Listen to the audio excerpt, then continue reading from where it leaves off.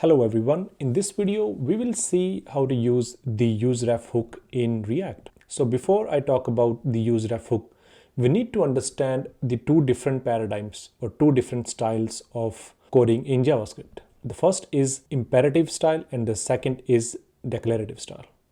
So what do I mean by that? So before React, the way we were doing JavaScript was in imperative style. So let's see by example. So over here, I have my HTML and I have my JavaScript on one page. And if we see our page, we just have our p tag and a button. So what we are doing here? So we are adding a event listener to our button. So when we click our button, this function will run.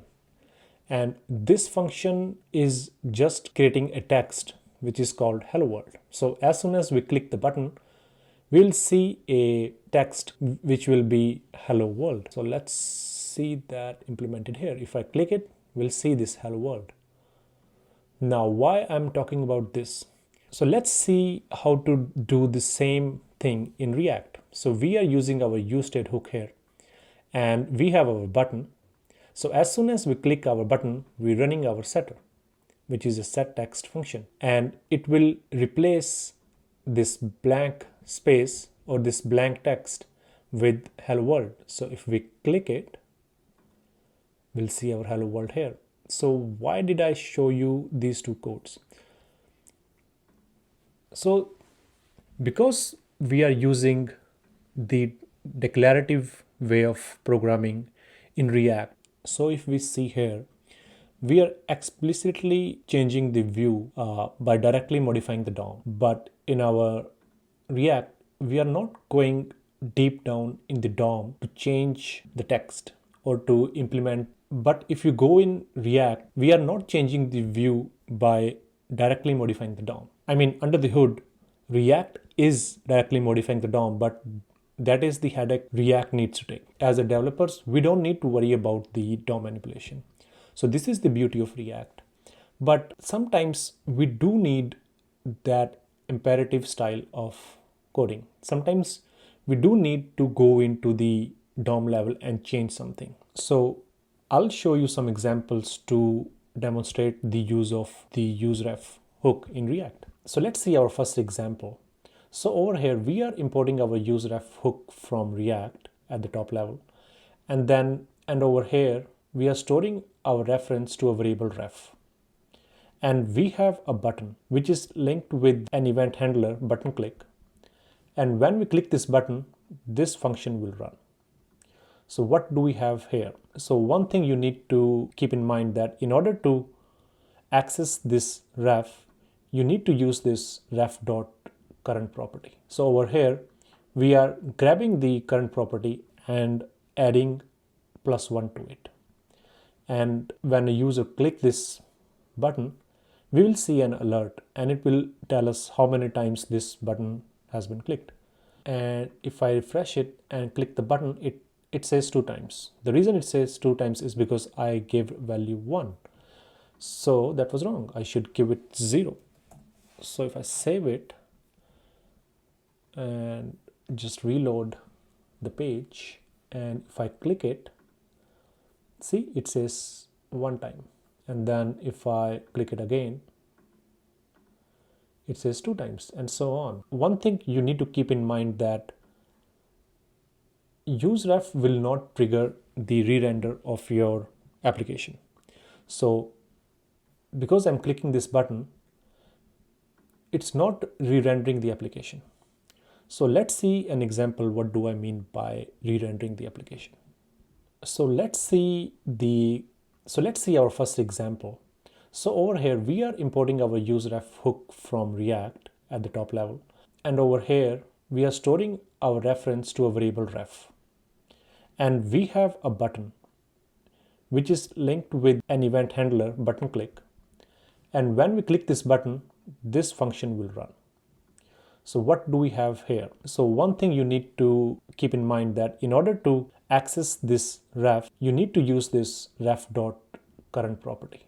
So over here, we are grabbing the current property and adding +1 to it. And when a user click this button, we will see an alert and it will tell us how many times this button has been clicked. So if I refresh it and click the button, it says 2 times. The reason it says 2 times is because I gave value 1. So that was wrong. I should give it 0. So if I save it and just reload the page, and if I click it, see, it says 1 time. And then if I click it again, it says 2 times, and so on. One thing you need to make sure, or one thing you need to keep in mind, that useRef will not trigger the re-render of your application. So because I'm clicking this button, it's not re-rendering the application. So let's see an example. What do I mean by re-rendering the application?